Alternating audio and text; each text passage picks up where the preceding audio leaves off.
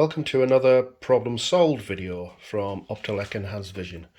So today I'm going to show you a difference between some of the more popular apps that are available for OCR, text-to-speech in other words, compared to bespoke products like our Ocam Read or alternative products such as our Clear Readers, our Smart Readers, our Compact 10 Speech, or our larger devices, the desktop devices such as the Clearview Speech or the DaVinci Pro. So a lot of people do ask us, well, we've seen this app and it's free of charge and it's available on phones and you just point it at things and it reads a text back. And yeah, absolutely, that's what Seeing AI does.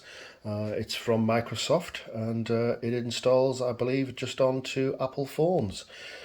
And I'm going to demonstrate the Seeing AI because that seems to be the most popular one, and just how it works, and some of the positives and actually some of the negatives of using it compared to a device that is specifically designed for people with sight impairment or serious sight impairment or sadly with no vision whatsoever.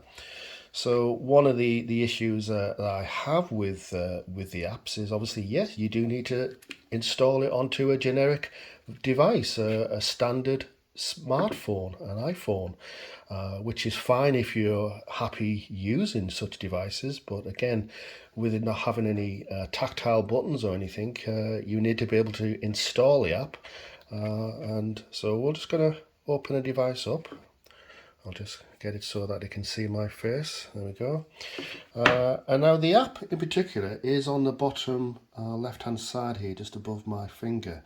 And you'll notice on this there's also another 1, 2, 4, 5 even buttons which are the same color. So you would have to have a sufficient vision to be able to actually find the app on the phone to activate it in the first place. Now I suppose you could have it rearranged on a different screen and such like that, but generally speaking, when it installs, it just installs in the next available slot. You have to still physically move it, and it may be that, strangely enough, for a device that's there to help you read, you may need such things as a good old-fashioned optical magnifier just to be able to magnify your actual screen to find the button in the first place. But what we'll do here is we'll tap the button and we'll see what it does. To highlight Greenfield support, Greenfield support, page 9. Healthy Minds and Student Greenfield support, Healthy Enfield support, Pogo 9. IT Mind 8200 Greenfield support, Greenfield support. So what you'll notice straight away there is it instantly starts reading the text back on whatever you point it at. And that's actually a good thing because it's very limited action in regards to that. But you'll also probably notice there that because I was moving the camera slightly, it kept going back to the beginning and reading it again. And that is not good. If you have any kind of hand tremor, that's going to be a problem using the device because it's going to constantly reset itself and go back to the start of the page. If you move the device to another part of the page, again, it'll instantly stop and then instantly start reading again. It's decent for spot checking things, maybe price labels in supermarkets, sell-by dates on foods and things like that. But for using as a full-on reading device, it does still have its limitations. The other issue, the main issue I have is you do need to connect to a cloud service, which also effectively means that you're uploading your data to Microsoft, which is fine if you're reading just a menu card or a cooking instructions, but not so fine if you are reading your private bank statements and you have to effectively upload the information to a cloud service. That's not as good. So that's the Microsoft AI. Again, it's a free app, but you do need to install it, locate the button, activate the button, all from a touchscreen, which you may have sight impairment to, which causes you to a little bit of stress. So this is the Orcam Read. So it's a very simple device. As you can see, it's very much handheld, a pen sized. And the difference being with this one, you are literally going to just point and click this. Let me just get it in focus there. This front button here. You're going to point that at the text, and we'll try and do this while looking through a phone.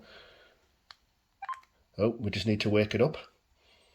So you see battery indicating levels there, three lights on. That means it's roughly 75% charged. Power light on the underneath there.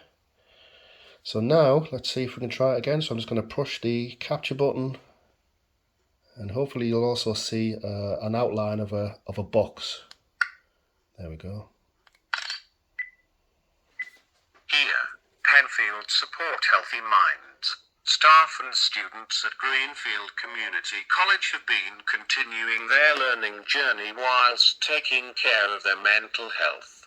The school has many effective supportive initiatives and signposting that have been helping to highlight the importance of taking care of the personal well-being of ourselves and others. The school... So I'm just going to pause it there. So as you saw from that, just from a simple point and click, it was able to read the text, and importantly, you just literally pointing it like you're taking a photograph and letting go.